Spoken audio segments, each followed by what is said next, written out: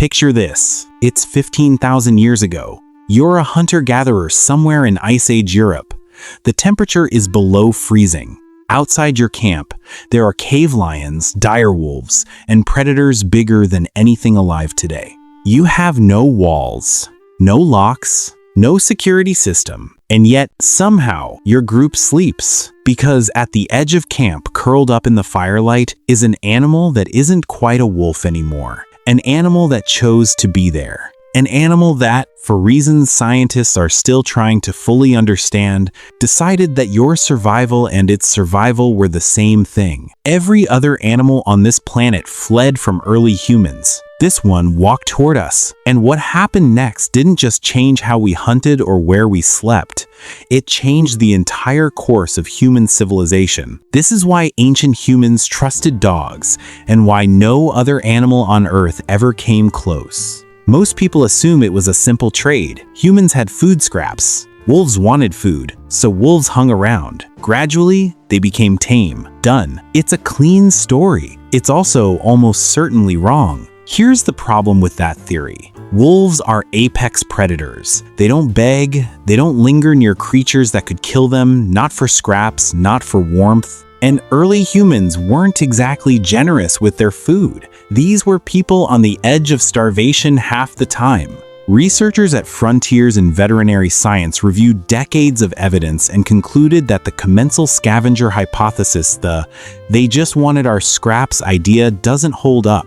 What the evidence actually points to is something far stranger and far more interesting. It wasn't domestication by accident. It was more like a mutual recognition. Two species, both social, both cooperative, both group hunters, looked at each other across the Ice Age landscape and understood something, that they were more dangerous together than apart. Think about what early humans were. When modern humans first spread out of Africa into Europe and Asia, they were skilled hunters, but they were in unfamiliar territory, cold climates, new prey, giant animals they'd never encountered. And already living in those landscapes, perfectly adapted, incredibly efficient, were wolves. Wolves that could track prey for miles. Wolves with senses humans could never match. Wolves that hunted in coordinated groups, just like we did. Scientists at Penn State University have argued that this alliance gave early humans a decisive advantage, not just in hunting, but in something bigger. In competition against other human species, including Neanderthals, who never formed this partnership and were eventually replaced. Let that land for a moment. The alliance between humans and dogs may have helped determine which version of humanity survived. But here's the real question. How do you build trust with a wolf? Because we're not talking about taming something. Taming is about controlling an animal through fear or reward. Trust is something completely different. Trust means the animal chooses you even when it doesn't have to. And scientists have found the answer.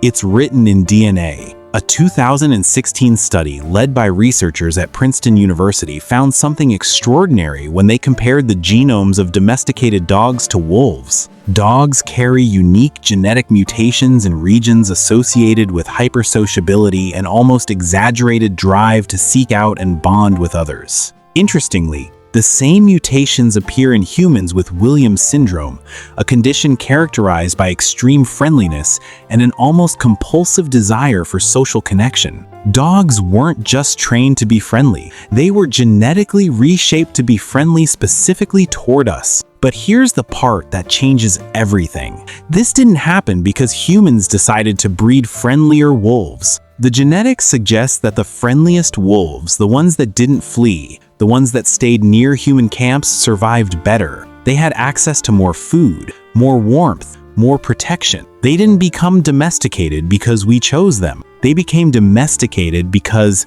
in a world where survival was everything, being near humans was the best survival strategy a wolf could adopt. The trust wasn't imposed, it was earned on both sides. In 2026, researchers at Oxford University, the Natural History Museum in London, and 15 other institutions published a landmark study in the journal Nature. Using ancient DNA analysis, they pushed back the earliest confirmed evidence for domestic dogs by more than 5,000 years. The new date? 15,800 years ago. At archaeological sites in both the UK and Turkey, they found bones that were genetically distinct from wolves already domesticated, already dogs. At a time when there were no farms, no cities, no agriculture of any kind, just hunter-gatherers moving across an Ice Age landscape. With dogs beside them, the jawbone found at Gough's Cave in Somerset, England,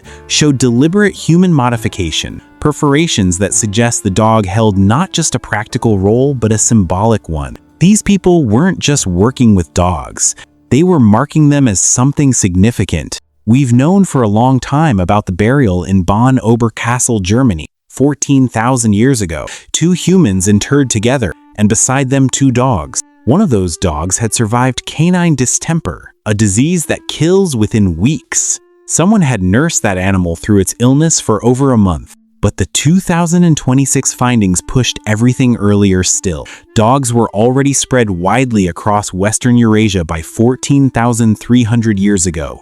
Not just in one location, not as a local experiment. Everywhere humans were, dogs were there too. They didn't follow us, they traveled with us. Now here's what separates dogs from every other animal early humans ever encountered. Horses were prey before they were mounts. Cats tolerated humans more than they bonded with them. Goats and pigs were food. Even the most useful domesticated animals were fundamentally tools. Dogs were partners. Think about what a group of early humans gained the moment they had dogs. First, a sensory system they couldn't build themselves. Dogs can detect scents up to 100,000 times more sensitive than humans. They can hear frequencies twice as high. In a dark forest, on a moonless night, a dog knows what's approaching long before any human does. Ancient hunter-gatherers with dogs could sleep in ways they never could without them because something was always awake, always listening. Scientists believe dogs functioned as living alarm systems at the edge of human camps, not just barking at predators, but communicating the direction, the distance, the level of threat, a behavioral vocabulary that humans learned to read. Second, hunting efficiency that transformed what early humans could catch. Research suggests that human hunting groups with dogs could track wounded prey that would otherwise escape, could coordinate drives on large animals, could cover ground at speeds no human group alone could match. In environments where every calorie was survival, this was the difference between a tribe that thrived and one that didn't. Third, and this is the one that never gets talked about, social intelligence. Both humans and wolves are highly cooperative, complex social animals. Both raised offspring communally. Both had defined group structures. Both used coordinated strategies. When researchers at the Wolf Science Center in Vienna compared the social cognition of wolves and dogs, they found that wolves were at least as attentive and socially aware as dogs. They just directed that attentiveness toward their own pack. What domestication did was redirect that attentiveness toward us. A dog's social brain, the one that evolved to read every signal in a wolf pack, turned toward humans instead. It started reading our faces, our gestures, our moods. It started anticipating our needs, not because it was trained to, because that's what its brain was built for. And ancient humans recognized it. An animal that understood you without language, that knew when you were scared before you showed it, that stayed when every other creature ran. Of course they trusted it. Here's the real test. Why not any other animal? Humans have domesticated dozens of species. Horses, cattle, cats, sheep, but none of them formed a relationship with humans anything like the one dogs form. And the reason comes back to that word again: cooperation. A horse will carry you, a cat will tolerate you, cattle will feed you, but none of them will choose you, will actively seek you out, read your emotions, coordinate their behavior with yours in real time, mourn your absence, and orient their entire social world around your presence. Only one species on Earth evolved to do that. The same social wiring that made wolves extraordinary pack hunters, the attentiveness, the cooperation, The emotional coordination was precisely what made them capable of bonding with humans at a depth no other animal could match. And once that bond formed, it didn't weaken over thousands of years. It deepened. In 2026, when researchers confirmed that dogs were already traveling with Ice Age hunter-gatherers 15,800 years ago, one of the lead scientists said something that has stayed with me. She said, "DNA now confirms they were ancient domestic dogs, loyal companions to Ice Age hunters at the northern edge of the inhabited world." At the northern edge of the inhabited world, not in a comfortable settlement, not in a warm, safe place. At the most extreme, most dangerous edge of where humans had ever lived. And dogs were there. Not because they were forced to be, not because they had no choice, but because somewhere in the long, cold night of the Ice Age, two species looked at each other and decided that whatever was out there in the dark, they would face it together. 15,000 years later, that same dog is asleep on your couch. And if you think that's just an animal, you now know it's not. If this changed how you see your dog, hit subscribe and leave a comment. I want to know, does your dog ever do something that feels less like an animal and more like a partner? Because the answer to that question is older than history itself.